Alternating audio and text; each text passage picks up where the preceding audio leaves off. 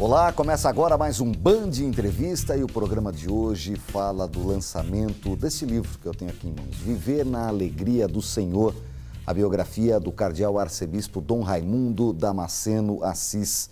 E a gente tem o prazer de receber o cardeal e a autora do livro, a escritora Rita Elisa Acedo. Obrigado pela presença de vocês.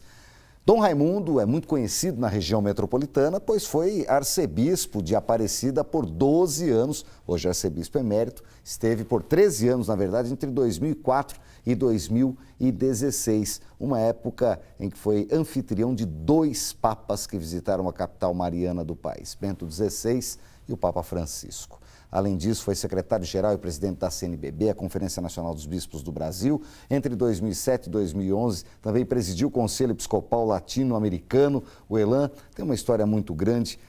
Dom Raimundo, prazer em tê-lo aqui, o senhor forte, uma biografia, não é definitiva não, né? Porque o senhor continua trabalhando para a igreja, né? Obrigado pela presença. Estou em Brasília, ainda como arcebispo emérito de Aparecida, mas continuando a servir a igreja dentro das solicitações que me são feitas, né? Mas eu quero agradecer, primeiramente, a oportunidade que me dá também a Band Vale dessa entrevista e cumprimentar a todos aqueles que estão nos acompanhando nesse momento. Antes da gente seguir com o Dom Raimundo, com o Elcio Costa, que está aqui ao meu lado, que, como todas as semanas, está na bancada do programa. Rita, obrigado pela presença. Gostaria que você respondesse para a gente como é que você conseguiu montar essa história em meio a tantas histórias de Dom Raimundo, que está completando esse ano 50 anos de ordenação.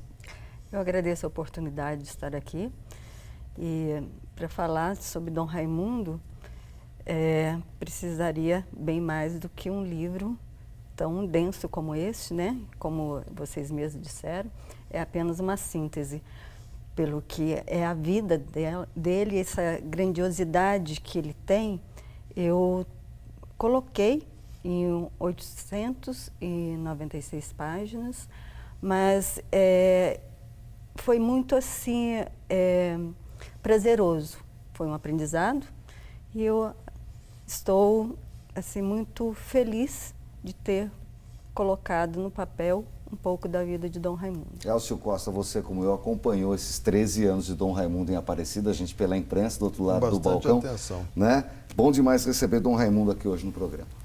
É um prazer conversar com todos vocês, é um prazer recebê-lo e vê-lo que o senhor está tão forte para os próximos 80 e tantos anos que vão vir pela frente, com toda certeza. Muito obrigado.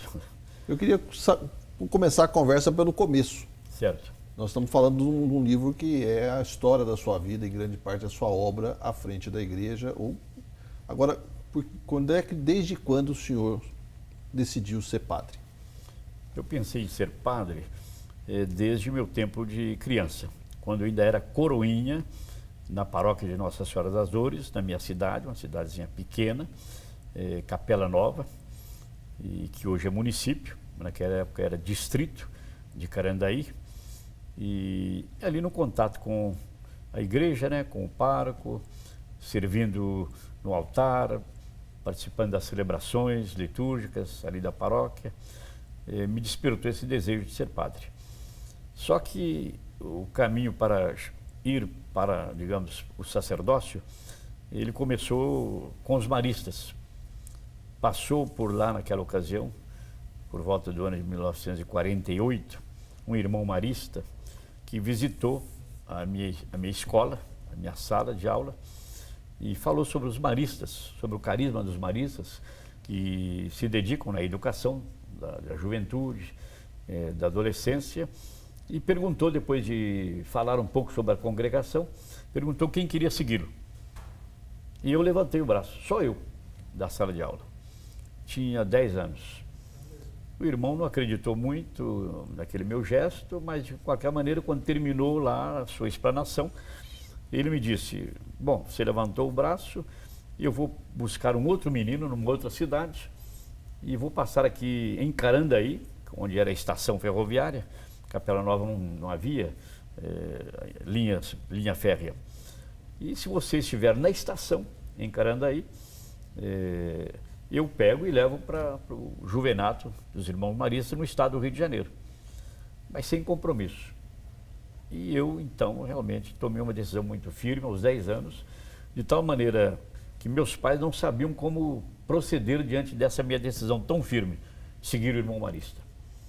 Eu fiquei, bati o pé. Na sua casa foi Foi realmente, não. um susto. Um susto, meus pais não sabiam como reagir, e eu decidido que iria, tal dia, tal hora, arrumei minha mala lá, nem mala era, né? Era uma trouxa, um saco de roupas, eu juntei aquilo de noite, preparei, o ônibus ia sair de manhã, cedo, e meus pais acordaram com a minha decisão tomada e preparado para sair.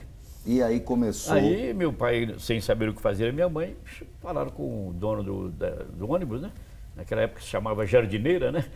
Ó, você leva meu filho até Carandaí, são mais ou menos 1 hora de viagem, estrada de terra na época.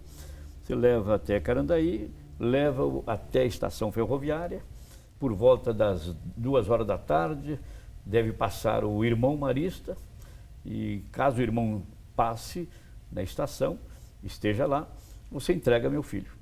Se ele não estiver, você volta com ele à noite para casa.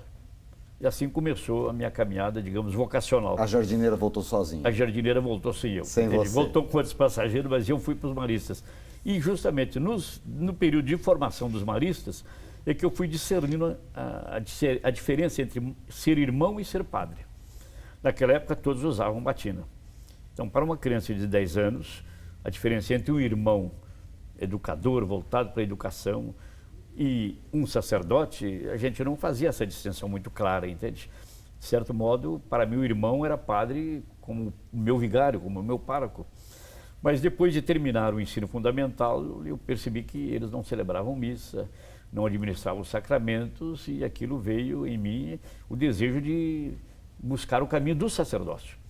Então pedi para me retirar, né, para sair dos irmãos maristas, e tomei o caminho então do sacerdócio, entrando no seminário menor da Arquidiocese de Mariana. E aí a gente, é claro, não conseguiu ver o livro todo, né? É um livro de quase 900 páginas, mas a gente conversando antes, o senhor, antes de se ordenar em 1968, está completando 50 anos, nesses seus estudos o senhor ficou no Brasil e também foi para a Europa. Gostaria que o senhor falasse um pouco dessa peregrinação do senhor na Europa antes da ordenação. Eu terminei a filosofia em 60, no Seminário Maior de Mariana. E fui mandado para Brasília pelo meu arcebispo, na época, Dom Oscar de Oliveira, arcebispo de Mariana. O senhor foi o primeiro seminarista. Eu fui o primeiro seminarista da Arquidiocese de Brasília. Então, tinha acabado de inaugurar a nova Estava sendo inaugurada no dia 21 de abril. Em maio houve o Congresso Eucarístico em Curitiba e a Assembleia também da CNBB. E o Dom Nilton participou desta Assembleia e também deste Congresso Eucarístico. E fez um apelo a alguns bispos, naquele momento, para ajudá-lo. Ele estava começando uma arquidiocese, capital do Brasil, sem seminário, sem padres diocesanos, de modo que ele ficaria muito agradecido caso algum bispo pudesse ajudá-lo. E o meu bispo na época, então, o arcebispo Dom Oscar de Oliveira, arcebispo de Mariana, falou com o Dom Nilton: Dom Nilton, eu vou mandar para o senhor um seminarista concluindo a filosofia.